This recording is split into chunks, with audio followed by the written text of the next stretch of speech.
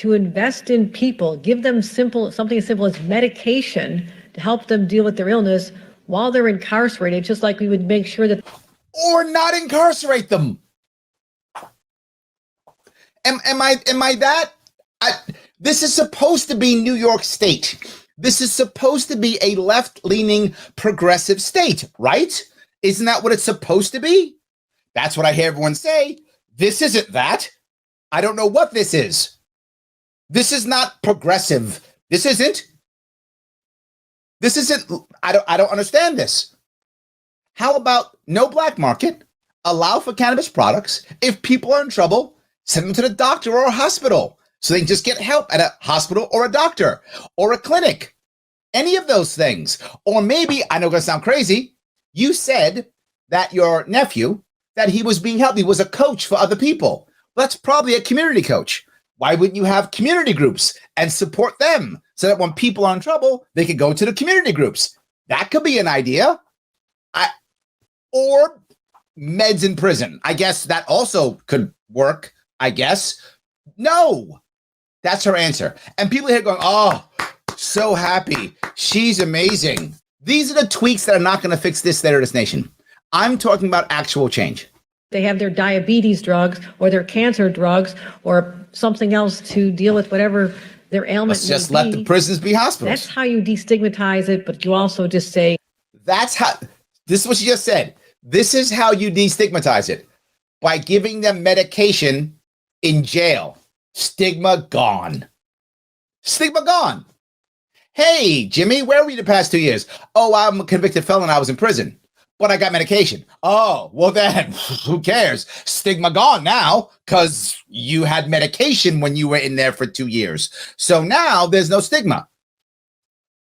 Hey, Johnny, you were gone for 4 years. I didn't see you for. Yeah, I was in prison for 2. Oh, 2 years. You were in prison. Yeah, but I had medication. Oh, okay. What about the other 2 years? Oh, I was doing horrible things on the street to feed my addiction because it's a black market and I'm not really a violent person. So I had to be a terrible human being to get what I wanted because I was an addict.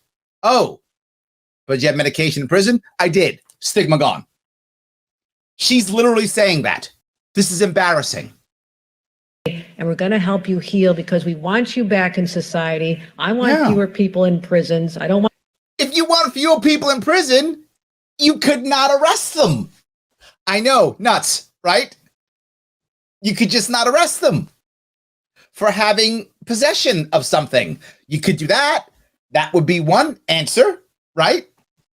Want you going out stealing again like Michael did and ending right back in there. I can stop that cycle if we're smart enough that while we have the captive audience, so to speak. She's smiling and calling inmates a captive audience. She just said it. Am I making this up? You're watching it. She has a captive audience. That's what she calls it. That we can help you heal. And then we won't see you again. We'll see you at the job fair. Then we'll see you at your job. Yeah. We'll see you in the grocery store. And life returns to normal. That would be nice. That's the path we're on with the bills we're signing today. No, guaranteed not. I'm proud of them. And I want to thank again the leaders. You should be embarrassed. And all of you should be embarrassed. And I want to thank people like Cassandra. Thank you for dedicating your life and representing so many other groups out there. The executive director of the Drug Policy Alliance. This alliance is powerful. No, it isn't. Your voice. Okay, it's not. If it was powerful, you wouldn't be saying what you're saying now. Voices are heard. I hope you know that, and that is why we're here today. You made sure we listened. Your elected officials responded, and that's what brought us here today. So this is not a celebration of what a governor does today. It's what this community asked for and received. No, that's not what the community asked for at all. When you have people who actually do more listening and say, yes, I understand what you're going through. And I understand that there's hope behind these bills. We had a crisis before with respect to the addiction and opiate substance abuse and the number of people succumbing to this. Yes. After COVID, it is a crisis on steroids. Yes, you're right. But not after COVID. See, there is the piece I got to tweak your language a little bit. After our unnecessary COVID lockdowns. That's what happened. Larry, you saying the lockdowns were necessary? Yeah, I am. Yes. Norway has ended them. Singapore has ended them. France is now beginning to end. They're all just saying we're destroying our country. We have to live with COVID and find ways to function. You remember what I said a year and a half ago? I said, as a Marine, I was in the Marine Corps in the 80s, and I was taught during the Cold War, if you have a contaminated environment, the war doesn't end. You still have to be able to fight and function and survive, even in a contaminated environment. So you find ways and protocols to survive, to function and thrive in a contaminated environment. That's what New York has to do. That's what Sweden did. That's what Norway's figuring out what to do. We haven't. We're locking people up. The problem's on steroids. So now we're going to have to arrest more people. So when we put them in jail, we'll give them medication. That's our answer. When we put them in jail, we'll give them medication. That'll solve our problem. The lockdowns made things so much worse. It wasn't COVID that did this. It was her. Not every state did this. And the states that did this, it was worse. It was worse. And she was lieutenant governor. I don't remember hearing any of that. I don't remember hearing her say anything. I don't remember her jumping up and down, saying how we got to. I don't remember that. And as soon as she came in, she was like, lockdown? Psh, let me show you what lockdown's about. I'm going to lock it all down. I'm going to lock it all down. So I don't know what she is literally the problem. It has gotten so much worse because people found themselves so discombobulated, so taken out of their normal world. Yeah, who discombobulated them? Who took them out of their world? Who did that? Well, that will be Cuomo, who was your governor, who you were behind 100%, who you walked across the state until he was grabbing butts and got thrown out. You were behind him 100%.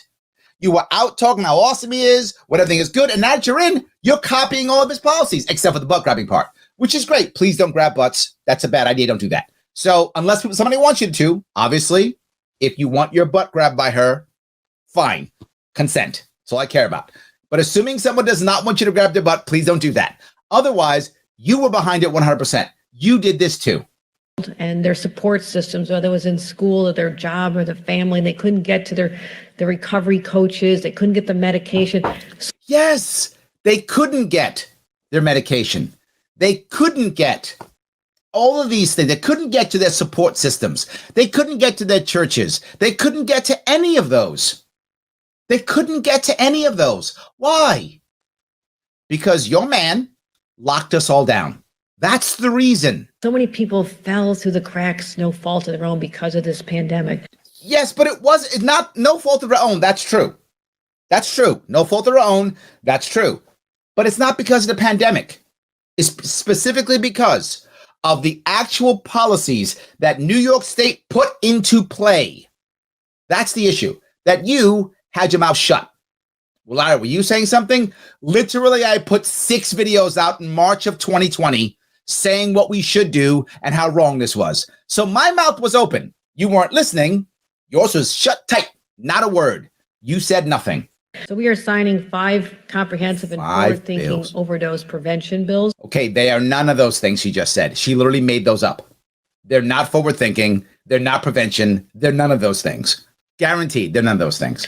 What we're trying to do is just remove barriers to treatment. It's really simple. It's really simple. Barriers to treatment. And first of all, I also approach this job. There's just some common sense things to do, aren't there? Common sense. You've been talking about this for 7 years, some of these 5 years. 7 years. Yes. We've been talking about this for 7 years. Yet nothing's changed. Your nephew died 6 years ago. Yet nothing's changed. Huh. Not working, is it? I'm really impatient. You get to know me as your governor. I'm like, okay, why didn't we do this yesterday? That's how I roll. That's my family. I know. And so you think about the fact that right now. Look at them clapping.